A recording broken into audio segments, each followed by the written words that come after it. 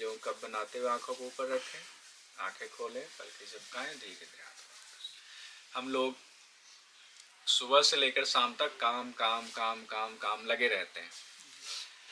काम किसके लिए करते हैं, क्यों करते हैं, ये सोचने का भी हमें समय नहीं मिलता है। सच तो ये है, खाना कभी ढंग से खाते हैं, कभी जल्दी खा लेते हैं, शरीर कभी स्वस्थ रहता, कभी अस्वस्थ हो जाता है, कभी मम्मी पापा बीमार हैं उनको लेकर हॉस्पिटल भागते हैं। कर्म तो सारे करने हैं, क्यों करने हैं, कभी बैठ करके ये भी सोचना चाहिए हमें किसके लिए कर रहे हैं।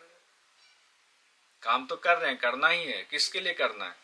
और उससे भी बात जरूरी ये है कि हम कौन हैं, कहाँ से आए हैं, ये दुनिया को कौन चला रहा है। एक ही समय में हम पैदा हुए, किसी दूसरे घर में कोई और पैदा हुआ, वो मर्सिडीज में घूम रहा है, हमें साइकिल भी नसीब नहीं हो रहा है। ऐसा क्यों हुआ? कोई हमसे कम बुद्धिमान है फिर भी वो बहुत पैसा लेके बैठा है, हम बहुत बुद्धिमान हैं तब भी हमारी स्थिति आर्थिक ठीक नहीं है। क्या हमें दुखी होना चाहिए, क्या हमें खुश होना चाहिए? सारे सवाल जो है ना मन में हमारे घूमते हैं कई बार, तो उसका जवाब हमारे वेद शास्त्रों में दिया हुआ है। तो हम लोग उपनिषद पढ़ रहे थे, उपनिषद में इन्हीं रहस्यों को बताया गया है कि हम कौन हैं, कहाँ से आए। जब ये हम जानेंगे तो हमारे काम में और हमें आनंद आएगा और हमें बोझ नहीं लगेगा। कई बार बोझ लगता है कि सुबह जा रहे हैं और हम मन से काम नहीं करते, आपस में लड़ झगड़ लेते हैं। कई बार कोई एक बात बोले तो उसको चार सुनाने की अंदर से इच्छा होती है, वो बर्दाश्त कर लें, ये इच्छा नहीं होते। सच्चाई यही है। तो जब हम ये पूरा पढ़ेंगे समझेंगे तो आपको लगेगा कि नहीं, किसी ने एक बात कह दिया तो क्या हो गया, कोई बात नहीं। वो गुस्सा होगा, नाराज होगा, परेशान होगा, इसलिए उसने कह दिया, इसलिए नहीं कहा कि वो मेरा दुश्मन है। कोई बीमार आदमी होता है तभी तो वो हॉस्पिटल जाता है। जो अच्छा आदमी होगा कभी हॉस्पिटल जाएगा? क्यों जाएगा? जरूरत नहीं है।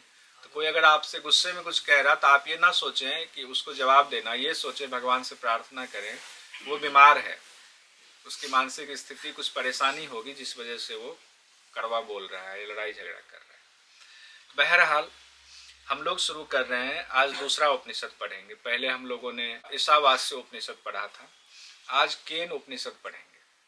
सामवेद से ये लिया गया है।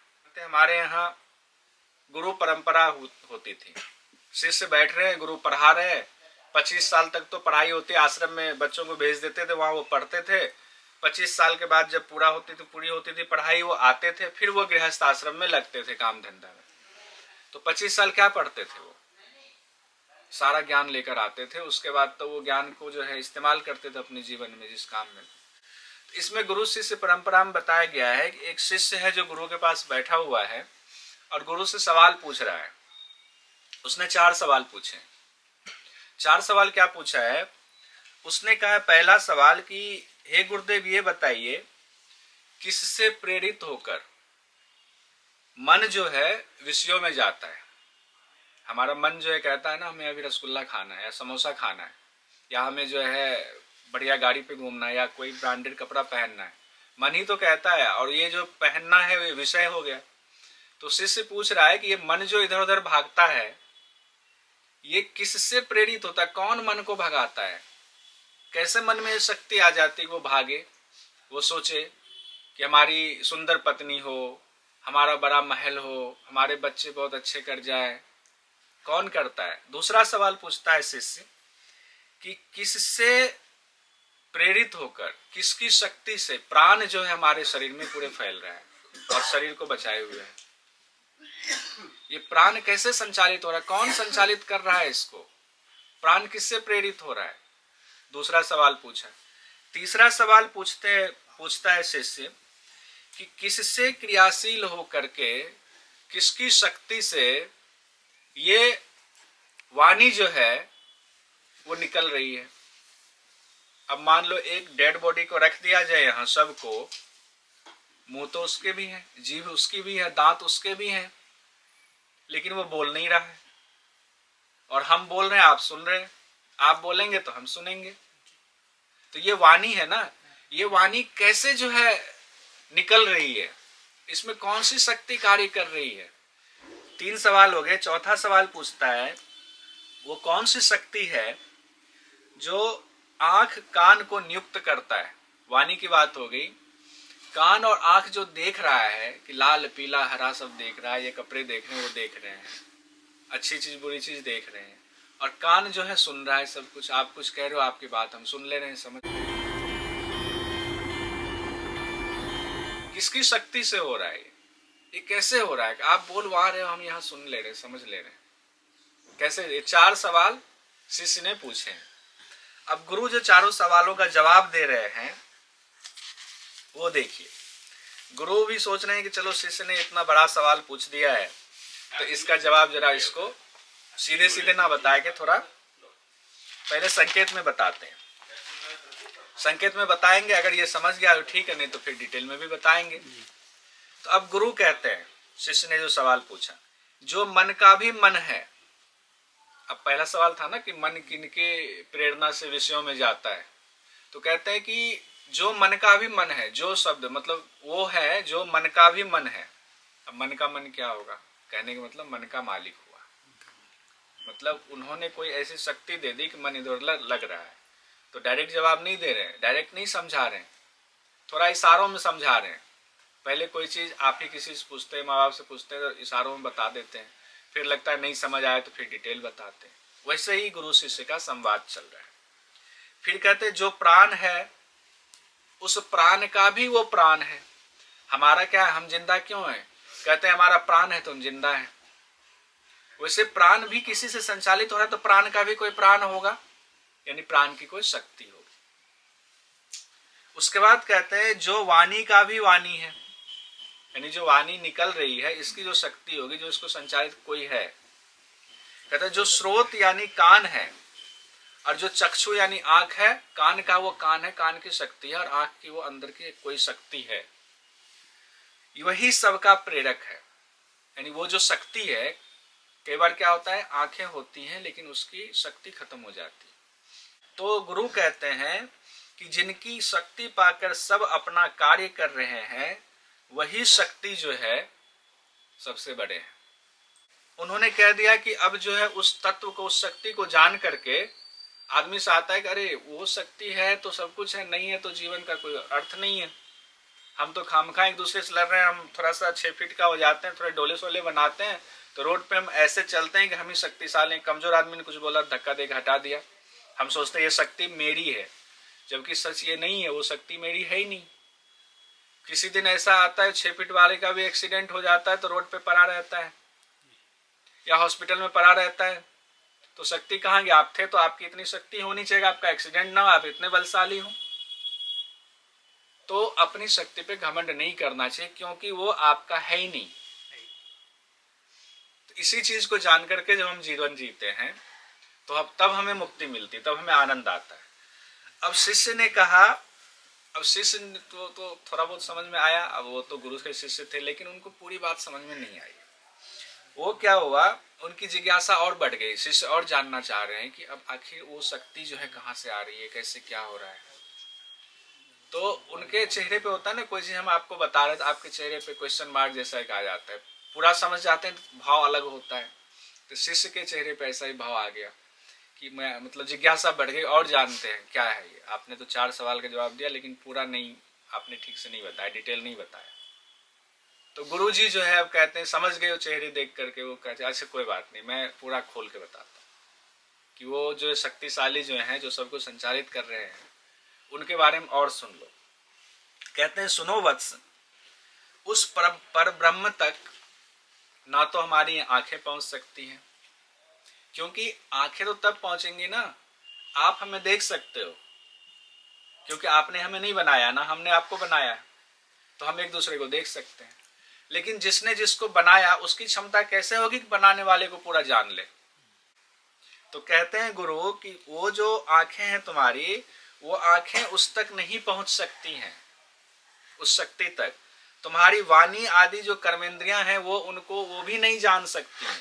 मुख से मतलब कि वाणी से आप उनका पूरा वर्णन नहीं कर सकते, भले ही हम लोग उपनिषद पढ़ रहे हैं, लेकिन इस वाणी की क्षमता उतनी नहीं है कि उनके बारे में हम पूरी बात बोल पाए, क्योंकि हम जानते ही उन्होंने हमें बनाया और इतनी सी सुई के नोक के बराबर शक्ति से ये पूरे ब्रह्मांड को संचालित कर दिया। सोचो हमारी हैसियत क्या होगी, हम कैसे उस भगवान को जान लें जो लोग ये दावा करते हैं भगवान को जानते हैं, वो झूठा दावा करते हैं, इस उपनिषद में कहा गया है। देखिए, और ना ही मन वहां तक पहुंच पाता है, यानी उस ब्रह्म तक पूरा मन नहीं पहुंच सकता है। जो सबको संचालित करने वाली शक्ति है, उसको भला संचालित होने वाला कैसे जान सकता है? अब आपने खिलौना बनाया, तो हम लोग तो खिलौना है ना, तो खिलौना कहीं बनाने वाले को पता कर सकता है कौन कैसे कौन बना रहा है क्या है? उसकी इतनी क्षमता ही नहीं हो सकती। उसके बाद गुरु कहते हैं कि वो जो ब्रह्म है ऐसा है वैसा है, अपनी बुद्धि से जो लोग कहते हैं वो ब्रह्म ऐसे होंगे, उनके 4 हाथ होंगे, 5 पांव होंगे, या जो भी होंगे, 3 नेत्र होंगे, जो भी कहते हैं वो बनी बनाई बातें, वो सच नहीं हो सकती। क्योंकि उनकी शक्ति का बस इतना सा अंदाजा जब हम लोग लगाते हैं हमें पता चलता है ऐसे कितने ब्रह्मांड होंगे, कितनी धरती होंगी, कितने कहाँ जीव। अभी तक तो एलियन का ही ठीक से हम पता नहीं लगा पा रहे, सिर्फ कहते हैं हाँ एलियन कोई है, कहीं से कुछ फिल्में ही बना पाते हैं फिक्शन करके, उसी का पता नहीं लगा पाए। चंद्रमा जो हमारे सबसे नजदीक है, जो कि हमारी धरती का चक्कर लगा रहा है, चंद्रमा जो सबसे नजदीक है, उसी पर हम ठीक से नहीं पहुंच पाते। एक बार अमेरिका के वैज्ञानिक पहुंचे, बस उसके बाद से जो यान भी जाता है तो कई बार क्रैश कर जाता है, कई बार उसके चक्कर लगाए कुछ फोटो बस भेज पाता है। सही से हम चंद्रमा पे भी नहीं पहुंच पाए। तो जो हम इतना सा नहीं पहुंच पाए हैं, वो पता नहीं कैसे कितने ब्रह्मांड बना दिए, कहाँ कहाँ इंसान होंगे, किस रूप में होंगे, उसका शकल कैसा होगा, हम कैसे जान सकते हैं। गुरु कहते हैं कि वो जो ब्रह्म है ना, वो शक्ति है ना, जो अब तक जो भी ज्ञात चीजें हैं, जो हमें प्राप्त है, जो हम जानते हैं, वो सबसे अलग है, सबसे भिन्न है। कि ये बात मैं कैसे कह रहा हूँ, मुझे कैसे पता कि वो इतने महान है या ऐसे हैं? कहते मुझे भी मेरे गुरुओं ने यही बात कही है। कहते मुझे भी अपने पूर्व के आचार्यों ने, हमारे गुरुओं ने, फिर हमारे गुरु को उनके गुरु ने, उनके गुरु को उनके गुरु ने यही बातें बताई है उस परम शक्ति के बारे में। तो हम भी तुमको यही बता रहे हैं, हमारे शिष्य जो हमने अपने गुरु से प्राप्त किया है, अपने शिष्य को वही बताएंगे, वो गुरु कह रहे हैं। तो इसीलिए जो है हमने तुम्हें संकेत में समझाया, क्योंकि अगर हम ये कहें, गुरु ये कहे, खुद अपने बारे में करें, हम ये कहें कि ब्रह्म ऐसे होते हैं वैसे होते हैं, हमारे अंदर तो अहंकार आ गया, मतलब हमने ब्रह्म को जान लिया। तो जो जिन्होंने हमें बनाया उनको हमने जान लिया, ऐसा कैसे हो सकता है? हाँ, लेकिन उन्होंने बनाया हमें, इतना तो हमें पता है ना, किसी ने हमें बनाया, और हमारी इतनी शक्ति है तो उनकी कितनी होगी, जिन्होंने हमारे जैसे हजारों करोड़ों अरबों बना दिया है। बस इतना एहसास कर लो तो तुम सोचो कि तुम धन्य हो गए। अगर हम ये सोच लें कि वो बनाने वाले हमारे जैसे सबको बनाए हुए हैं, तो एक दूसरे से सोचेंगे कि सब तो उन्हीं बनाए हैं, हम सब तो आपस में अपने हैं सब, तो नफरत होगी ही नहीं, इतने में हम धन्य हो जाएंगे। लेकिन यही भाव लाने में हमें सालों लग जाते हैं। और कई बार हम जब कहीं सत्संग में बैठते हैं, किसी के साथ बैठते हैं, अच्छी बातें सुनते हैं, उस समय तो अच्छा लगता है। फिर जब हम काम में लगते हैं, किसी ने कुछ बोल दिया, तनाव हुआ, तो 4-5 घंटे में वो चीजें फिर से हमारे ऊपर हावी हो जाती हैं, एक दूसरे से नफरत करने लगते हैं। इसीलिए ये सब चीजें लगातार हमारे जीवन में बीच बीच में आते रहनी चाहिए, ताकि हमारा वो कपड़ा गंदा हुआ, फिर हमने धो लिया, फिर पहन लिया साफ कपड़ा। अब आगे फिर बताते हैं गुरु, कहते हैं कि हे प्रिय वत्स, जो ब्रह्म अपनी वाणी द्वारा नहीं बताया जा सकता, पर वाणी ही जिसके द्वारा बोली जा सकती है। शब्द से तो हम नहीं बता सकते ब्रह्म कैसे, हमने देखा ही नहीं तो बताएंगे कैसे, लेकिन ये वाणी जो है उनकी शक्ति से जरूर संचालित हो रही है। जो आंखें नहीं देख सकती ब्रह्म को, लेकिन उस आंखों में जितना चीज वो देख रहा है, लेकिन उनकी शक्ति से देख रहा है, ये सच है। ये तो समझ में आ रहा होगा इसमें, ये तो बहुत सिंपल सी बात है, इतना तो हम समझ सकते हैं, उनकी शक्ति से हम काम कर रहे हैं। जिस ब्रह्म तत्व को मन से नहीं समझा जा सकता, बल्कि मन ही जिस शक्ति के द्वारा जाना जा सकता है, उस शक्ति के द्वारा आप मन को जान सकते हो। मन अभी कह रहा है कि रसगुल्ला खाना चाहिए, लेकिन हमें डायबिटीज है, तो डायबिटीज में डॉक्टर कहते हैं कि नहीं, रसगुल्ला खाओगे तो नुकसान करेगा। तो ये जो आपके मन में बुद्धि में आया, ये उनकी शक्ति के द्वारा आया। तो मन को हम उस शक्ति से तो जान लेते हैं, लेकिन उस शक्ति को हम नहीं जान पाते। ये बहुत बड़ा सच है। कहते मन और बुद्धि के द्वारा पहचाने जाने वाले जिस तत्व की लोग उपासना करते हैं, वह ब्रह्म नहीं है। मन से हम जिसको मान लेते हैं, एक मूर्ति बिठा दे, अब देखो एक ही भगवान श्री कृष्ण है, भगवान श्री कृष्ण की यहाँ आप बाल गोपाल रूप में पूजा करते हो, उनका एक आपने स्वरूप दे दिया, बहुत अच्छी बात है। कहीं किसी मंदिर में जाओ तो उनका स्वरूप बिल्कुल डिफरेंट, एक ऐसे सा काला सा होंगे, आंखें बड़ी होंगी। किसी में जाओ तो हो सकते हैं पीले कलर के हो, अपना अपना भाव से सबने कर दिया। तो अब हम किसको सही माने, कि बाल गोपाल वाले रूप को माने, काले वाले रूप को माने उनके, या पीले वाले रूप को माने, या कुछ और रूप कोई बना दे, कैसे मान लें? इसका मतलब है जो भी हम रूप अपने से दे रहे हैं, बना रहे हैं मूर्ति, वो पूरी तरह कोई भी सच नहीं, वो सिर्फ हमारा भाव है बस, भाव से बढ़ के और कुछ है नहीं वो। तो हम जो भी स्वरूप गढ़ रहे हैं, हम अपनी सुविधा के लिए गढ़ रहे हैं। तो उसके बाद गुरु कहते हैं कि चक्षुओं के द्वारा यानी आंखों के द्वारा दिखाई देने वाले जिस दृश्य वर्ग की लोग उपासना करते हैं वह ब्रह्म नहीं। ये समझना पड़ेगा कि हाथ भी चला या वो शक्ति भी हमारे अंदर आई कि हमने किसी मूर्ति को गढ़ा अपने हाथों से, तो वो शक्ति भी जिनके द्वारा आई ब्रह्म वो है, और उनका कोई आकार प्रकार स्वरूप है ही नहीं। उसके बाद कहते हैं जिस ब्रह्म तत्व को कोई भी कानों के द्वारा नहीं सुन सकता, बल्कि जिसकी शक्ति से कान में सुनने की क्षमता आती है, उसी को तुम ब्रह्म रूप में जानो। उस शक्ति को समझो ना आप, वो शक्ति ब्रह्म है। कान से सुनकर ब्रह्म को जानकर उसकी उपासना जो लोग करते हैं, कि आपको कहा कि ब्रह्म जो है इस स्वरूप में है, आप घर में क्या करना, 2 लोटा पानी डाल देना गोबर में और ऐसा स्वरूप बना देना और उसके ऐसे पूजा कर लेना, उसमें अक्षत डाल देना, फिर मिठाई चढ़ा देना और वो मिठाई गरीबों में बांट देना, यही हो गया। कान से सुन के ब्रह्म खुश हो जाएंगे। तो कह रहे हैं कि कान से सुन करके आप जिस स्वरूप की जैसे भी पूजा कर लेते हैं वो ब्रह्म नहीं है, वो सच नहीं है। ठीक है। जो प्राण के द्वारा जानने योग्य नहीं है, बल्कि जिसकी शक्ति से प्राण चलता है, प्राण शक्तिमान जाना जाता है, उसको ही तुम ब्रह्म जानो। अब उस शक्ति को आप कैसे देख पाओगे, कैसे जान पाओगे? हाँ, महसूस कर सकते हो, हाँ कोई शक्ति है, बस, उससे ज्यादा कुछ नहीं। कहते हैं कि प्राणों की शक्ति से दिखने वाले जिस तत्व की लोग उपासना करते हैं वो ब्रह्म नहीं है। यानी आपकी शक्ति, आपके अंदर गोवर्धन की शक्ति है जिस फर्म में आप काम कर रहे हैं, लेकिन आप गोवर्धन तो नहीं हो ना, इसको ऐसे समझे। आपके अंदर गोवर्धन की शक्ति इसलिए कि आप उस समय गोवर्धन के एम्प्लॉय हो, इसलिए गोवर्धन के नाम से आप अभी जाने जाओ कहाँ गोवर्धन के एम्प्लॉय है। आज आपने नौकरी छोड़ दिया, आप गोवर्धन के एम्प्लॉय नहीं हो, लेकिन आप गोवर्धन नहीं हो ये तय है। आपके अंदर एक शक्ति है गोवर्धन ब्रांड की। ठीक है। अब कहते हैं आगे, इसमें एक बहुत अच्छी कहानी भी है, वो कहानी अभी सुनना कि देवताओं को कैसे जो है घमंड हो गया, तो देवताओं का घमंड कैसे उस शक्ति ने तोड़ा है, वो कहानी है इसमें, बस आने वाला है। उसका 2वां खंड है केन उपनिषद का, उसमें कहते हैं, गुरु फिर कह रहे हैं, हे वत्स, यदि तुम ऐसा मानते हो कि मुझसे सुनकर तुम ब्रह्म को भली भांति जान गए, मतलब इतना जो गुरु ने बताया अभी तक अपने शिष्य को ब्रह्म की शक्ति के बारे में, वो कह रहा है अगर इतना सुनने के बाद तुम घमंड कर लो, अरे अच्छा ये ब्रह्म है, अच्छा ऐसे ब्रह्म है, तुम अगर इतने में ही मान लिया कि हमने ब्रह्म को जान लिया अब सब कुछ, या मैं ये मान लूं कि मैंने ये किताबें पढ़ ली, इतने अच्छा यही ब्रह्म है, अब तो मैं ब्रह्म को जान गया हूं, तो मानो कि तुमने ब्रह्म को कुछ भी नहीं जाना है। यानी कि अगर तुमने जाना भी तो बहुत थोड़ा स्वरूप के बारे में बस समझा और सुना है बस।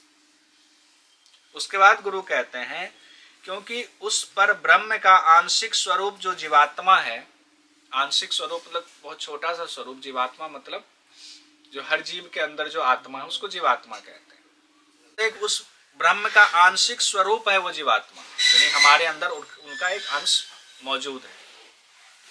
उसी में या फिर उस सभी देवताओं में जो ब्रह्म की शक्ति से संचालित है, अगर तू उसको ब्रह्म समझता है तो यह तुम्हारा अल्प ज्ञान है।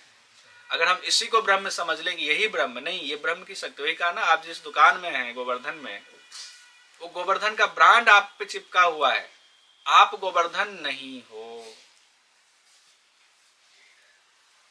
उसके बाद कहते हैं कि ब्रह्म इतना ही नहीं है, समस्त ब्रह्मांड में व्याप्त जो ब्रह्म की शक्ति है वह तो उसका अंश मात्र है। कह रहे हैं कि पूरा ब्रह्मांड में जो सूर्य की रोशनी निकल रही है, चंद्रमा घूम रहा है पृथ्वी के, पृथ्वी चक्कर लगा रही है सूर्य के, सारे ग्रह लगा रहे हैं चक्कर, तो अपनी शक्ति से लगा रहे हैं। तो वो शक्ति जो है उनका अंश मात्र है, ब्रह्म का अंश मात्र है। सोचिए कि फिर उनकी शक्ति, पूरी शक्ति कितनी होगी। और हम लोग अपनी इतनी सी शक्ति में, उनके अंश की शक्ति में हम घमंड करने लग जाते हैं, हमारे पास पैसा ज्यादा, या हम ज्यादा ज्ञानी है तुमसे क्योंकि हम डिपार्टमेंट के हेड हैं, इसीलिए अपने जो है नीचे वालों को चार डांट सुना देंगे। तो सबसे प्रेम करें। जब हम अपने डिपार्टमेंट में ही सबसे एक दूसरे से प्रेम करेंगे, ये समझकर हम सब बराबर हैं, हमें ये जिम्मेदारी जरूर मिली है कि हम सबको गाइड करें, या हमें जिम्मेदारी मिली है कि हम अपने जो बॉस हैं, हेड हैं, उनकी बात सुने और उनके हिसाब से हम काम करें, क्योंकि ये हमारी जिम्मेदारी है बस। तो देखो फिर आनंद अलग है। लेकिन हम ये जो हेड हैं वो सोच ले कि नहीं, ये हमारे नौकर चाकर हो गए, हम ही शक्तिमान हैं, और आप सोचें कि अच्छा ऐसा है, हम तो काम ही नहीं करेंगे अब ढंग से, तो दोनों मामला खराब हो जाएगा। इसीलिए इसकी जरूरत हमारे लाइफ में इसलिए है, इस चीज को हम समझें। उसके बाद कहते हैं कि गुरु कह रहे थे, अतः तुम्हारा यह समझा हुआ जो ब्रह्म तत्व है पुनः विचारणीय है, फिर से सोचो कि उनके अंश मात्र का, इसलिए घमंड करना छोड़ दो। इसलिए जो कर्म कर रहे हो उस कर्म को आसक्ति से रहित होकर के ईमानदारी से सोचो, सब कुछ उनका है, उनके लिए कर रहे हैं। उसके बाद कहते हैं, अब शिष्य कह रहे हैं, हे गुरुदेव, उस ब्रह्म को मैं अच्छी तरह से जान चुका हूं, यह मैं नहीं मानता। अब शिष्य का भी घमंड टूट रहा है। वो कह रहे हैं कि हाँ आप तो सही कह रहे हैं, अब जब आपने इतनी बातें बताई तो सच में लग रहा है मैं ब्रह्म को जानता, उस भगवान को जानता हूं, ये मैं नहीं कह सकता। अब तक लगता था हाँ मैं जानता हूं भगवान को, अभी तक हम लोगों को सबको लगता है मैं राम को जानता हूं, मैं कृष्ण को जानता हूं। सच यह है कि हम उनको नहीं जानते, हम उनकी अंश मात्र शक्ति से बस प्रभावित हैं, अंश मात्र शक्ति से, जानते नहीं। उनको जान लिया तो हम तो उनसे ऊपर हो गए, उनको तो वही जान सकता जो उनको उनसे ज्यादा बुद्धि है। तो कहते हैं कि हे गुरुदेव, ऐसा नहीं है, मैं ये नहीं मानता हूं कि मैं ब्रह्म को जानता हूं, लेकिन मैं ये भी नहीं कह सकता कि मैं ब्रह्म को नहीं जानता हूं, क्योंकि बोल तो मैं भी रहा हूं, यानी मेरे अंदर शक्ति उनकी तो है अंश मात्र, तो कहीं ना कहीं मैं उनसे संचालित हो रहा हूं, तो मैं उनके बहुत निकट हूं, है ना। कि आप गोवर्धन की शक्ति से संचालित अगर हो रहे हैं तो आप गोवर्धन भले नहीं है, लेकिन गोवर्धन में आप काम कर रहे हैं, और गोवर्धन से जो सैलरी मिल रही है उनसे घर तो चल ही रहा है, संचालित तो हो ही रहा है। उसके बाद कहते हैं, शिष्य कह रहे हैं, फिर भी मेरा ये जानना है वैसा नहीं है जैसा कि किसी ज्ञाता का होता है।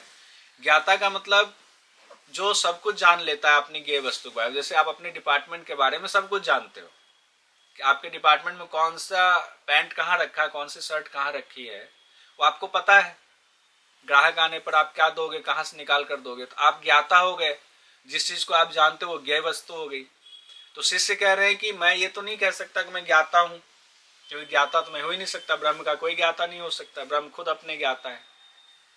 कहते हैं कि उस ब्रह्म के बारे में इतना सुनना ही मेरे लिए अलौकिक है, मतलब मैं अभिभूत हूं, वो ब्रह्म कैसे होंगे, उनकी शक्ति कितनी हो। उसके बाद कहते हैं, हे गुरुदेव, मेरे इस कथन को हम शिष्यों में से वही ठीक समझ सकता है जो उस ब्रह्म को जानता है। अब गुरु अब बताएंगे कि चलो ब्रह्म को तो नहीं जान सकते, लेकिन आगे और कुछ बातें तुम्हें बताता हूं ताकि तुम उनकी उपासना कर पाओ, उस ब्रह्म की उपासना, और तुम सही से जीवन जी पाओ। तो जो मनुष्य अभिमान त्याग कर यह मान लेता है कि ब्रह्म को जाना नहीं जा सकता है, उसका तो वह जाना हुआ ही होता है। अब देखिए, अब गुरु कह रहे हैं कि जिन्होंने मान लिया, अभिमान जिनको नहीं, हम ब्रह्म को नहीं जान सकते, ब्रह्म मतलब थोड़ी सी शक्ति जो है हमारे अंदर है वो ब्रह्म की वजह से है, जिन्होंने पूरी तरह दिमाग में ये बिठा लिया। और कल हम लोग ने पढ़ा था ईशावास्य उपनिषद में कि जिनके अंदर ये भाव आ जाता है उनका व्यवहार कैसा होता है।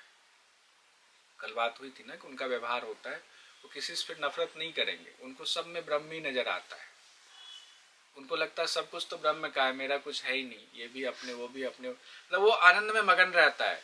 वो सब कुछ करते हुए भी उसमें लिप्त नहीं होता है, उनको गुस्सा वगैरह ये सब उनसे ऊपर उठ जाता है, वो उनको लोभ लालच से ऊपर उठ जाता है। तो इसका मतलब है कि वो ब्रह्म में अब लीन हो गए। तो वही कह रहे कि जिनके ऊपर ये अभिमान नहीं आया कि मैं भगवान को जान गया हूं, बेसिकली उसने भगवान को जान लिया है। और कहते हैं कि जो यह मान लेता है कि मैंने भगवान को जान लिया है, अब मैं दूसरे को भी बताऊंगा कि वो भगवान कैसे होते हैं, उनकी पूजा कैसे करो, 1 किलो लड्डू से करो, 1 किलो काजू कतली से करो, कैसे करो, ये तो मैं जान गया, उनको भी बताऊंगा, तो उसका भी भला हो जाएगा। जिसने ऐसा मान लिया उसके अंदर घमंड और अभिमान आ गया। तो घमंड और अभिमान आ गया तब तो आपने कुछ नहीं जाना, क्योंकि जो ब्रह्म को जानेगा घमंड आ ही नहीं सकता है, अभिमान आ ही नहीं सकता है। तो हो गई ना उल्टी बात। आजकल लोग कहते हैं ना, हाँ मैं तो जानता ही हूं, मैं उपाय बताता हूं ना तुम्हें, और उपाय बता देंगे, आप मान लेते हैं, आप शुरू कर देते हैं वैसे करना कि भगवान खुश हो जाएंगे। तो भगवान आपके लड्डू चढ़ाने से खुश होंगे या आपकी ईमानदारी से काम करने से खुश होंगे? ईमानदारी। आप खुद सोच लीजिए। उसके बाद कहते हैं ब्रह्म के बारे में जो संकेत दिया गया है उससे उत्पन्न ज्ञान ही वास्तविक ज्ञान है। यानी जो संकेत हमें दिया गया कि शक्ति है, उनकी शक्ति से आंख देखती है, उन्हीं की शक्ति से कई बार नींद भी आ जाती है, उन्हीं की शक्ति से मुंह से आवाज निकलती है, उन्हीं की शक्ति से हाथ उठ रहा है।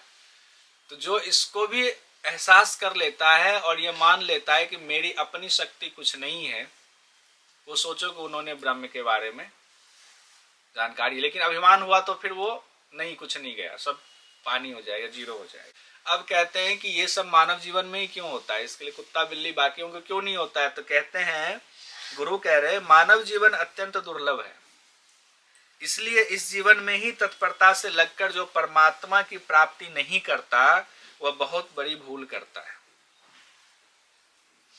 यह बहुत बड़ा विनाश ही है। वेद कहता है कि जब तक यह दुर्लभ मानव जीवन मौजूद है तभी तक शीघ्र से शीघ्र परमात्मा को जान लिया जाए।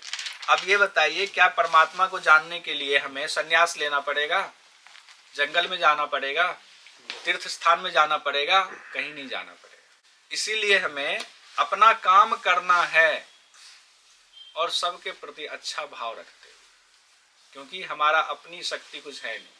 बहुत चलते फिरते आदमी बहुत शक्तिशाली है, अगले मिनट उसके साथ क्या हो जाए कहना मुश्किल है, सारी शक्ति खत्म हो जाती है। चलते चलते और डांस करते करते आदमी गिरता है, खत्म। शरीर तो है, सब कुछ है, शक्ति खत्म हो गई, हम रोते हुए लगते रह जाते हैं। अब उस शक्ति के बारे में कहते हैं कि हमारी शक्ति, हमारा ऐश्वर्य परमात्मा की महिमा का अंश मात्र है, उनका एक अंश मात्र हमारी शक्ति है। इस पर यदि कोई अभिमान करता है तो वह बहुत बड़ी भूल करता है। तो अभिमान आज से अपना तोड़ दीजिए, मिट्टी में मिला दीजिए अभिमान को, घमंड को। अब कहते हैं वेद के मुताबिक परमात्मा ने देवों पर कृपा करके उन्हें शक्ति प्रदान की, देवताओं को शक्ति दी हुई है ना। कहते हैं इंद्रदेव बारिश कराते हैं, हमने नहीं देखा लेकिन जब वेद कह रहा था मानते हैं कि इंद्रदेव बारिश कराएंगे, पवन देव वायु बहाएंगे तो हम जो है वायु लेंगे, हमारा प्राण संचालित रहेगा। जिससे उन्होंने, कहते हैं अब यहां से कहानी शुरू होती है कि परब्रह्म ने क्या करा, देवताओं को शक्ति दी, मनुष्यों से ज्यादा शक्ति दे दी। अब उस शक्ति से क्या करा, उन्होंने असुरों को हरा दिया। असुर मतलब राक्षसों से लड़ाई हुई और परब्रह्म ने देवताओं को ज्यादा ताकत दिया, तो उन्होंने जो है लड़ झगड़ करके उसके बाद सारे असुरों को भगा दिया या मार दिया या उन पे विजय प्राप्त कर ली। तो जब विजय प्राप्त कर लिया तो वो शक्ति किनकी थी, ब्रह्म की थी। लेकिन विजय प्राप्त करने के बाद क्या हुआ, इंद्र आदि देवता जब बैठे, उनकी सभा लगी, सब अपना अपना बखान करने लगे। अग्निदेव अपना बखान करे कि हमने तो इतनों को जला के मार दिया, राख कर दिया। वायुदेव ने कहा मैं तो आंधी तूफान ले आया जी, मैंने तो ये कर दिया। इंद्रदेव कहे मैंने इतना वज्रपात करके इस असुर को भगा दिया, मार दिया। जितने देवतागण थे सब अपना अपना अपनी वाहवाही कर रहे हैं और खुश हो रहे अपनी शक्ति पे कि तो मैं तो इतना शक्तिशाली था। अब जो है ब्रह्म सोचने लगे कि ये तो गड़बड़ हो गया। अब ये जो है देवताओं को अभिमान हो गया, अहंकार हो गया तो पर ब्रह्म ने जो सुपर पावर है, जिन्होंने पता नहीं कितने ब्रह्मांड बनाए, कितने देवताओं को बना दिया, उनको कहा ये तो गड़बड़ हो गया है। तो जिनको बनाया वो तो अपना इसको समझ रहा है ये हमारा अपना है शक्ति, और हमने असुरों को हरा दिया, तो ये तो गड़बड़ हो जाएगा मामला। इनका जो है मानव कल्याण के लिए देवताओं का अहंकार खत्म करना चाहिए, ये पर ब्रह्म ने सोचा। तो उन्होंने क्या करा, जैसे सभा चल रही थी, सारे देवता बैठे हैं, इंद्रदेव बैठे हैं, अचानक से जो है बिजली सी चौंधी, और वहां एक दिव्य पुरुष जो है प्रकट हो गए, और एकदम उनसे एकदम भव्य रोशनी निकल रही है, आंखें चौंधी आ रही, ठीक से नहीं देखी जा रही। अब इन लोगों ने कहा अरे अभी तो असुरों को हम लोगों ने हराया है, और हम लोग सारे देवता यहाँ बात कर रहे हैं, ये कौन आ गए। यक्ष रूप में पर ब्रह्म ने एक स्वरूप गढ़ दिया और खड़ा कर दिया वहां, या खुद खड़े हो गए पर ब्रह्म अपनी शक्ति से। अब इन लोगों को समझ में ही ना आए कि ये कौन है, कहां से आए, क्यों आए, क्या क्या इनका प्रयोजन है। सब लोग परेशान हो गए, देखा ही ना जाए उनको, आंखें चौंधी आए, कभी कुछ हो। अब ये लोग आपस में विचार करने लगे, भाई कौन है ये, क्या कुछ जानते हो। सब पूछेंगे नहीं हम तो नहीं। फिर सब लोगों ने बैठा, कहा कि ऐसा करते हैं, पता तो लगाना पड़ेगा कौन है। अभी तो असुरों को हरा करके हम लोग जो है अभी तो एंजॉय कर रहे हैं, पार्टी सार्टी अब जो है हम लोग करेंगे कि हमारी इतनी शक्ति है, और ये तो है कुछ और ही जो है क्या मुसीबत आ पड़ी है। क्या ऐसा करते हैं कि देवतागण ने कहा कि इस विशाल रूप को जो है इसका पता लगाते हैं कि ये कौन है। महाकाय मतलब बहुत बड़ी काया में वो उपस्थित हो गए थे यक्ष रूप में। तो देवताओं ने कहा अग्निदेव को कि हे अग्निदेव, ऐसा करते हैं, अब एक आदमी को तो जाना पड़ेगा, जिम्मेदारी देते हैं आपको अग्निदेव, आप जाके पता करो ये कौन है। तो अग्निदेव ने कहा हाँ, मैं तो पूरे ब्रह्मांड जब चाहूं तो जला के भस्म कर सकता हूं, मैं पता लगा के आता हूं, कौन सी बड़ी बात है। आप देवताओं ने हमें जिम्मेदारी दी इनके बारे में जानने की, यक्ष कौन है, अभी पता करके आते हैं, चिंता मत कीजिए। अग्निदेव उठे, और वो बहुत दूर से, इतने विशाल थे तो कि दूर से दिखते एकदम, उनकी रोशनी, दिव्य रोशनी निकल रही थी। गए वहां पर, अग्निदेव उनके पास जाने की जैसे कोशिश की, तो यक्ष थे, उन्होंने तो थे तो परब्रह्म, इनको पता नहीं था। तो उन्होंने पूछा कि आप कौन हो, कहाँ आ रहे हो, इधर कौन हो आप। अग्निदेव जी को गुस्सा आया, मैं अग्निदेव हूं, मुझे कौन नहीं जानता है, मतलब आप मुझे पहचानते नहीं हो, मैं अग्निदेव हूं। तो यक्ष ने कहा मतलब आप करते क्या हो। कोई आपसे पूछेगा आप एम्प्लॉय हो, कहा हाँ जी एम्प्लॉय, आप क्या करते हो, तो मैं कलकत्ता वाला जो है सेक्शन देखता हूँ, या मैं शर्ट पैंट का सेक्शन देखता हूँ, आप बताओगे ना। तो यक्ष ने पूछा, जैसे जैसे पूछे इनका गुस्सा बढ़ता जाए अग्निदेव का, कि मुझे तो पूरी दुनिया जानती, तुम नहीं जानते हो, कहाँ से आए हो तुम। कहा कि भाई मैं अग्निदेव हूं, मैं चाहूं तो पल भर में पूरे ब्रह्मांड को जला के राख कर दूं। तो यक्ष ने कहा अच्छा अच्छा अच्छा, आप जो है पल भर में सब जला सकते हो। कहा हाँ हाँ। कहा तो मैं तो नहीं जानता था, चलिए बहुत अच्छी बात है, आप एक काम कीजिए, एक तिनका ये है रख देता हूं मैं, अब जब ब्रह्मांड जला सकते हैं तिनका को भी तो जला ही देंगे, तो मुझे एक एहसास हो जाएगा हाँ सच में कि भाई आप कोई काम करें। कोई कहे कि आप योगा टीचर हो, मैं कह दूं कि मैं योगा टीचर हूं, तो कहे अच्छा ठीक है तारासन करके दिखा दीजिए जरा, हमें भी सिखा दीजिए क्या फायदा होता है। तो हम तो करा देंगे ना तारासन अगर हम हैं तो यक्ष ने कहा कि आप अग्निदेव हैं, तो आप जरा इस तिनका को जला के दिखा दीजिए तो हम समझ लें, ऐसे तो हम नहीं जानते आपको, तो हम कैसे मान लें। अग्निदेव का और गुस्सा आ गया कि हम जब ब्रह्मांड जला सकते, तिनका जलाने के लिए हमें कह रहे हैं, मतलब इतनी छोटी सी बात, हमारा स्टैंडर्ड इतना कम हो गया। अग्निदेव ने कहा आप भी जला के भस्म करते हैं, फिर इससे बात करते हैं, फिर अभी इसको बताते हैं, रुको पहले तिनका जलाने दो। अग्निदेव अपनी शक्ति लगाने लगे तिनका जलाने में, जले ही ना, जले ही ना। किनकी शक्ति से नींद आ रही है आपको, इसमें भी कोई शक्ति काम कर रही होगी। तो तिनका जले ही ना। अग्निदेव थोड़ा सा और गुस्सा हुए, थोड़ी और शक्ति लगाई, अरे जो शक्ति जो जिन्होंने आपको शक्ति दी थी उन्होंने शक्ति खींच ली, वो तो सामने खड़े, वो शक्ति खींच ली, और शक्ति लगाए, पूरे ब्रह्मांड को जलाने वाली शक्ति लगा दी, तिनका जला ही नहीं। जब तिनका नहीं जला तो आपको ये पूछना चाहिए ना, आपको पता होना चाहिए उसी समय एहसास कि सामने वाला कोई हमसे भी बड़ा। लेकिन अहंकार इतना हावी था अपनी शक्ति का कि ये सवाल पूछने का भी नहीं रहा कि आप कौन है क्या है। अग्निदेव लेकिन लज्जित जरूर हो गए कि नहीं जला पाए हम तिनका, हम तो अभी हमने कहा ब्रह्मांड को हम राख कर देंगे, नहीं जला पाए। तो वो बेचारे देवताओं के पास वापस आ गए। सबने देखा मुंह लटका हुआ अग्निदेव आ गए, देखा मतलब मामला गड़बड़ हो गया है, नहीं इनके बस का नहीं रहा, नहीं हुआ है। तो सब देवताओं ने कहा ऐसा करते हैं, अब कौन, सब तो उस समय एकदम अभिमान में थे, सब से हमें बोलो हम चले जाए अभी।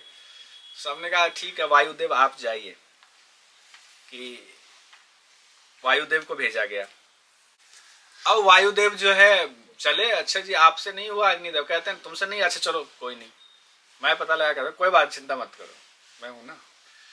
वायुदेव चले, वायुदेव जैसे उनके पास तक पहुंचे, फिर वो दिव्य वो कहा कौन है आप, कहा मैं वायुदेव हूं, जानते नहीं तुम मुझे, कहा क्या करते हो आप, वायुदेव मैं पूरे ब्रह्मांड में सबके प्राण शक्ति हमसे चलती है, हम बंद हो जाए सब खत्म, चाहे तो आंधी तूफान लाए चाहे बवंडर ला दें, मतलब उड़ा पुड़ा दें सब कुछ। अच्छा हाँ, नहीं मैं आपको पहले देखा नहीं, जानता नहीं आपको, हो सकता है आप करते हैं, तिनका को जरा सा हिला दीजिए, इसको उड़ा दीजिए तो पता चलेगा हाँ जो आप कह रहे हो सच है, जरा एक तारासन करके दिखा दीजिए, पता चलेगा हाँ आप योगा टीचर हो, पता तो चले कि आप जो है टी शर्ट बेचते हो, जरा एक टी शर्ट का कपड़ा दिखा, देख के बता दो कॉटन का है कि ये पॉलिस्टर है। कहा वायुदेव को वाया कि तिनका मतलब हम पूरे ब्रह्मांड उड़ा दे, पता नहीं क्या क्या कर दे, घर उड़ा दे, बवंडर ला दे, प्राण शक्ति हमसे चलती है और ये कह रहे तिनका को उड़ा दो। कहा अच्छा पहले तिनका को उड़ाते हैं फिर इससे बात करेंगे, निपटते हैं, तुमसे रुक जाओ। उन्होंने क्या कहा, तिनका पे अपनी शक्ति लगाई, तिनका हिला भी नहीं, और शक्ति लगाई नहीं हिला। अब इनको लगा कि नहीं किसी सही से पहुंच नहीं रहा, अपनी सारी शक्ति लगा दी फिर नहीं हिला, और शक्ति लगाई नहीं हिला, जितनी शक्ति थी पूरा लगा दिया, जी जान लगा लिया, पूरा दम लगा दिया और तिनका नहीं हिला। जब नहीं हिला तो बेचारे ये भी अभिमान में थे, लज्जित हो गए, वापस लौट आए। इन्होंने भी नहीं पूछा, माफी मांग ले कि भाई हमसे गलती होगी, आप कौन हो, नहीं पूछा, आ गए वापस। इनको भी देखा मुंह लटका कर आते हुए, तो देवताओं का तो अब जो है ऐसा कैसे हो सकता। अग्निदेव भी वापस आ गए मुंह लटका के, आप भी कहा अरे छोड़ो अब क्या 10 लोगों को भेजना है, इंद्रदेव आप ही जाओ, आप ही देख के आओ, खामगा समय बर्बाद कर रहे हैं सब लोग। इंद्रदेव ने कहा अच्छा ठीक है मैं जाता हूँ। इंद्रदेव जो है चल दिए। जब इंद्रदेव वहां पहुंचे तो इंद्रदेव देखिए देवताओं के राजा है, देव है, तो बाकियों से तो थोड़ी बुद्धिमानी ज्यादा होंगी। तो वहां तक जब पहुंचे तो वो गायब हो गए, पर ब्रह्म जो थे यक्ष रूप में वो गायब हो गए। गायब हो गए तो ये चौंकी, अरे अभी तो मैं आया था अभी गायब हो गए। तो गायब हुए और गायब होकर के उसी जगह पर उमा देवी, माँ पार्वती, उमा देवी वहां उपस्थित हो गई। उमा देवी को परब्रह्म ने ही अपनी शक्ति से वहां भेज दिया। तो इंद्रदेव ने थोड़ी बुद्धि का इस्तेमाल किया। इन्होंने कहा कि हे उमा देवी, आप जिस स्थान पर अभी उपस्थित हो, यहाँ कुछ देर पहले एक यक्ष थे जो परम दिव्य ज्योति में थे, बहुत विशाल थे, आंखें चौंधिया रही थी, नहीं देखे जा रहे थे। वो कौन थे? हमें जिज्ञासा है, सारे देवता लोग जो है जानना चाह रहे हैं कि वो कौन थे। तो उमा देवी ने बताया कि हे देवराज इंद्र, आप लोगों ने असुरों को हरा दिया और हराने के बाद आप इतने अहंकार में बैठ गए, उस अहंकार को चूर करने के लिए खुद साक्षात परब्रह्म यहाँ उपस्थित हुए थे। आप लोग ये भूल गए कि आपने जो राक्षसों को हराया, असुरों को हराया, वो शक्ति जो आपके अंदर आई, वो शक्ति आई परब्रह्म की वजह से, उनका अंश मात्र था आपकी शक्ति। और आप जो सोच रहे हो कि आप अग्निदेव आप जला दोगे सब कुछ, तो आप नहीं जला रहे, वो परब्रह्म की शक्ति है। तो इसलिए कहते हैं ना, परब्रह्म ने जब आपको शक्ति दी है तो उसका सदुपयोग करना चाहिए, सही इस्तेमाल करना चाहिए। शक्ति का दुरुपयोग आप करोगे उस समय तो आपने कर लिया, तो उसका भोग आपको फिर भोगना पड़ेगा। लेकिन जब आप ये मान लेते हो कि शक्ति दी हुई मेरी नहीं है, उनकी है, कभी भी छीन सकते हैं, कभी भी पहिया पलट सकता है, तो आप गलत नहीं करोगे, है ना ये। तो उमा देवी ने कहा कि जो अग्निदेव आए, वायुदेव आए, उनको या आप सब देवताओं के अहंकार हो गया कि शक्ति आपकी व्यक्तिगत शक्ति है, आपने क्रिएट किया हुआ इस शक्ति को, आप ही ने उत्पन्न किया इस शक्ति को। इसी को आईना दिखाने के लिए यहाँ पर ब्रह्म यक्ष रूप में उपस्थित हुए थे।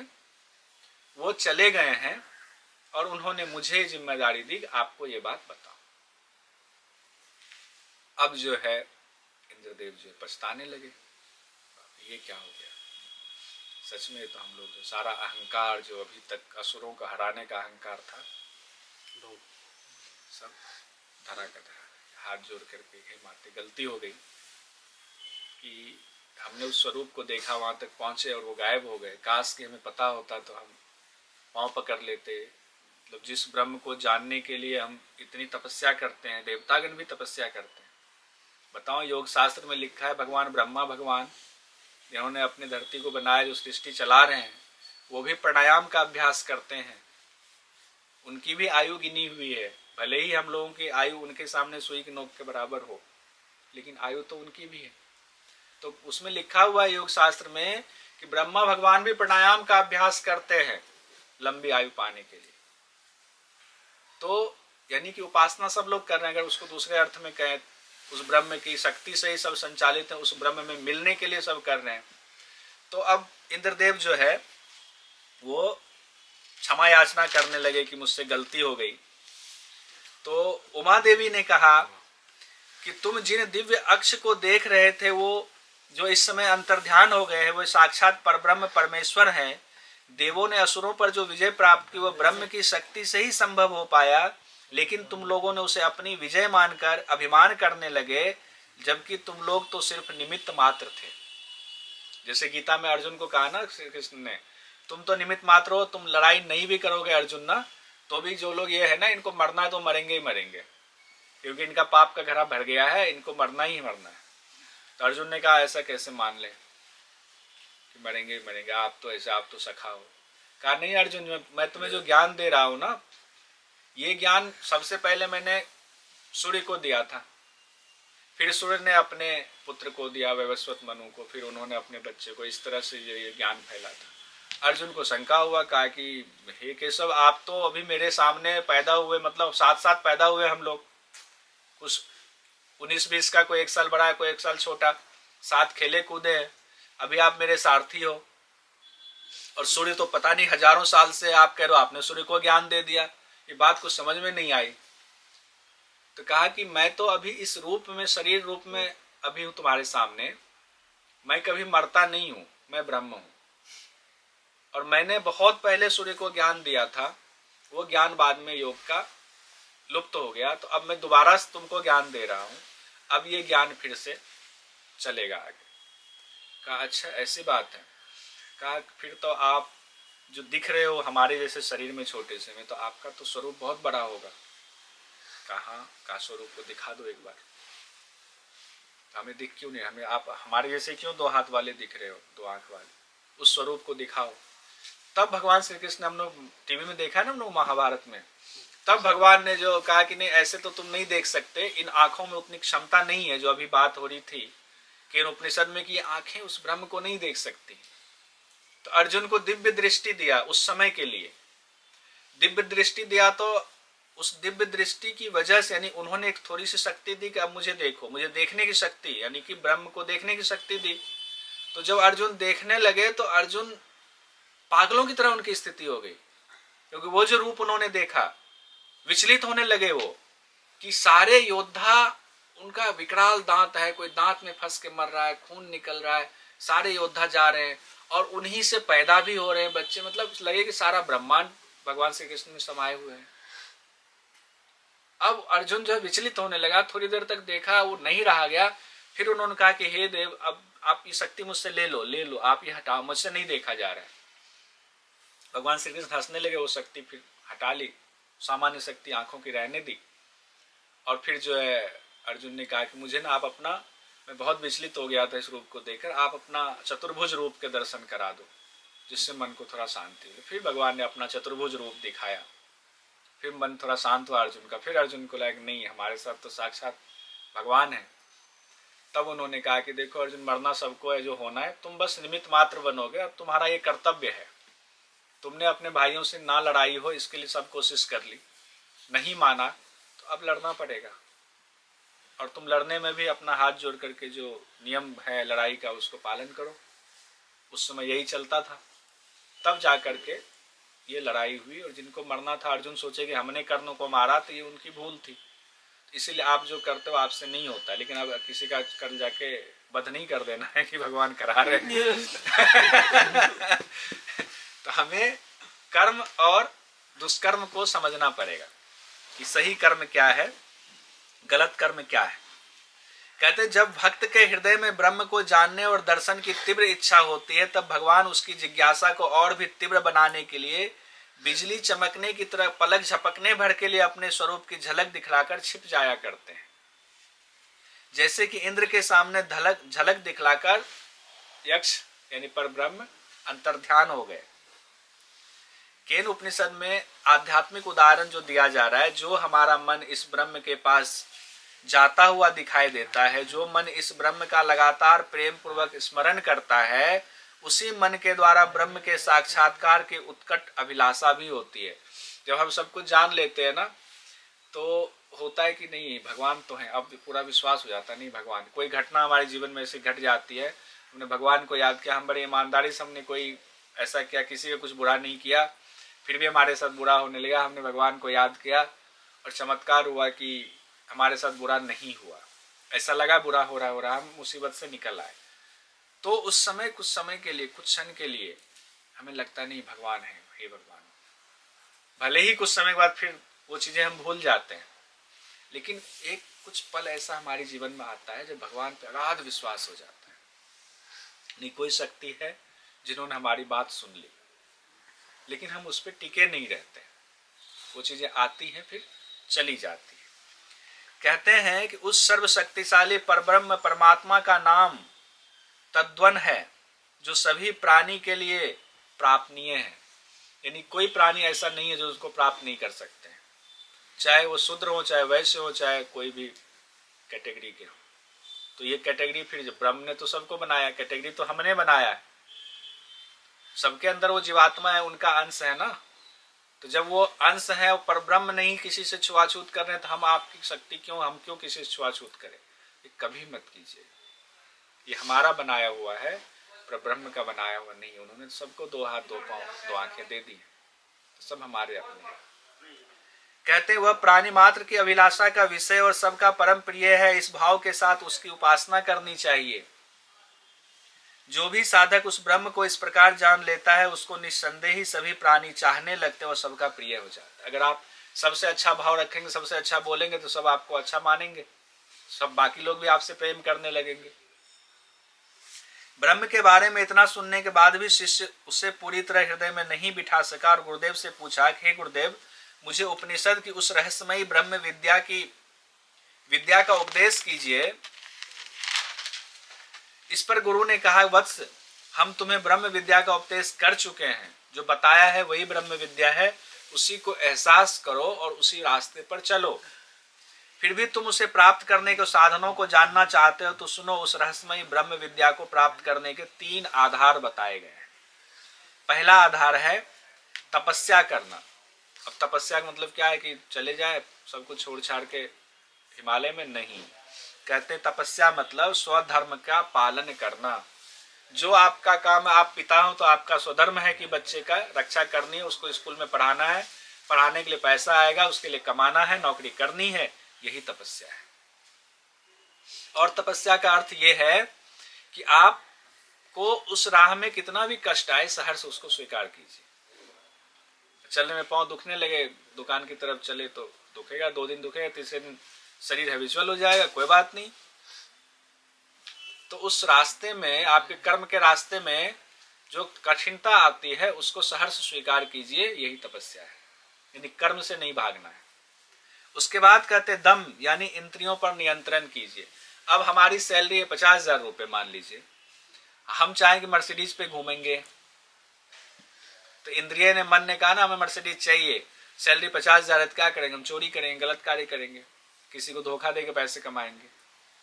तो मन पे नियंत्रण का मतलब क्या है? जितना चादर उतना ही पांव फैलाओ आप, और ज्यादा पांव फैलाने का मन है, चादर बड़ा करो, उसके लिए ईमानदारी से काम करो, मेहनत करो। यही है ना। ऐसा नहीं है कि हमारी इच्छा मर्सिडीज पर घूमने की नहीं हो सकती है, होना कोई गलत नहीं है, लेकिन उस मर्सिडीज को प्राप्त करने के लिए गलत तरीका ना अपनाएं। अगर हमारी मन है कि मर्सिडीज पर चढ़े तो हमें उसके लिए उतना पैसा चाहिए, तो हम उसके लिए खूब मेहनत करें, खूब उस तरीके से करें, फिर हम पैसा कमाकर ईमानदारी से फिर खरीद लें। यह दम यानी इंद्रियों पर नियंत्रण करना है। अब हमारा है कि हम घर में जाकर के हमें चावल दाल सब्जी खाना चाहिए, हम सोचेंगे नहीं 5 स्टार होटल में जाके खाना खा लें, पूरे महीने की सैलरी एक बार में खत्म हो जाएगी, हमें क्यों ऐसा, मन को ऐसा क्यों भटकाना है। उसके बाद कहते हैं कर्म यानी कर्तव्यों का पालन करना चाहिए। अब आपको जो कर्तव्य दिया गया है, अगर हमें कर्तव्य कुछ दिया गया है, कोई काम दिया गया है कहीं से, और हमने उसकी जिम्मेदारी ले ली है, तो हमें उसी काम को पूरे तन मन धन से करना चाहिए। यही कर्तव्य हमारा है। धोखा नहीं देना चाहिए, झूठ नहीं बोलना है। नहीं हो पा रहा, हम मना कर दें, हमसे ये नहीं हो पाएगा, सामने वाला अपना विकल्प देखे। या आप किसी को कोई काम कहते हो, सिर्फ ये दुकान तक ही सीमित नहीं है, आपके बाकी जीवन में भी समर्पित है कि आपने अपने बच्चे को कोई काम कहा, या आपके पिता ने आपको कोई काम कहा, कोई कर्तव्य आपने कह दिया, उसका नहीं निभा रहे, माता पिता की सेवा कर ही नहीं रहे हैं, जाए वृद्धाश्रम में छोड़ दिया, कर्तव्य थोड़ी है आपका। तो ये 3 आधार बताया गया ब्रह्म को जानने का। तो अभी तक तो हम लोगों ने ब्रह्म के बारे में ये सुना कि उनका एहसास करा, सुना कि हम सुन ही नहीं सकते, उनको जान ही नहीं सकते, लेकिन गुरु बता रहे अपने शिष्य को, अगर तुम उस ब्रह्म विद्या, तो उस ब्रह्म को प्राप्त करना चाहते हो, उनको जानना चाहते हो, महसूस करना चाहते हो, 3 आधार है, तपस्या, दम यानी इंद्रियों का दमन, और कर्म यानी हमारा कर्तव्य जो है उसका पालन। आप चाहे तो मन में इसको नोट कर सकते हैं, बाद में जाकर के आप डायरी में भी नोट कर सकते हैं। ये तीनों में पूरा जीवन का रहस्य छिपा हुआ है। उसके बाद कहते साधी वेद इस ब्रह्म विद्या के समस्त अंग हैं। जो वेद शास्त्र हैं उस ब्रह्म विद्या के अंग हैं। अब इसी तपस्या को, दम को, कर्तव्य को वेदों में समझाया गया अलग अलग तरीके से, जिसको जैसे समझ में आ जाए। वेद में ही ब्रह्म विद्या के समस्त अंग प्रत्यंगों की पूरी व्याख्या लंबी है। कोई पूछते हैं ना हमारा कर्म कैसा होना चाहिए, वेद में उसकी व्याख्या है। लेकिन हम आसान शब्दों में समझने के लिए मुझे नहीं लगता है कि जितने लोग यहाँ हैं उनको समझ नहीं आया। बहुत सिंपल सी बात है। उसके बाद कहते हैं अतः उस ब्रह्म को लक्ष्य करके जो वेद के अनुसार तपस्या, इंद्रियों पर नियंत्रण और निष्काम कर्म करता है, वही ही उस पर ब्रह्म पुरुषोत्तम को प्राप्त कर सकता है। तो क्या हमें संन्यास लेना चाहिए, बिना मतलब को छोड़ना चाहिए कर्म? संन्यास लेकर घर परिवार छोड़ करके, पत्नी को छोड़ करके जाना चाहिए? जरूरत है उसकी? हम जाते किस लिए? कि हमें ब्रह्म मिल जाए, भगवान मिल जाए, इसलिए जाते हैं ना। भगवान तो यहाँ उपनिषद में कहा जा रहा है उसकी जरूरत ही नहीं, आपको ब्रह्म तो ऐसे मिल जाएगा, तो छोड़ने की जरूरत क्या है? उसके बाद कहते हैं जो उपनिषद में वर्णित ब्रह्म के रहस्य को जान लेता, उसे पाने में लग जाता है, वो समस्त पाप समूहों को नष्ट करके अविनाशी असीम परम धाम में सदा के लिए स्थित हो जाता है। यानी भगवान उनको मिल जाता है, वो भगवान के प्रिय हो जाते हैं, निकट से। पहले उपनिषद में हम लोगों ने पढ़ा था 100 साल तक जीना, उसके बाद अगला जन्म ना हो। तो भक्त कैसे कह रहा है, भगवान हमने जो अच्छे कर्म किए उस पर दृष्टि डालो, हमें अपने पास बुला लो, अब हमारा समय पूरा हो रहा है, तो हम फिर दूसरे जन्म में मत देना, फिर ये सब चक्र में क्यों फंसना, अब हो गया, अब आपके पास आनंद में रहना है। वही यहाँ पर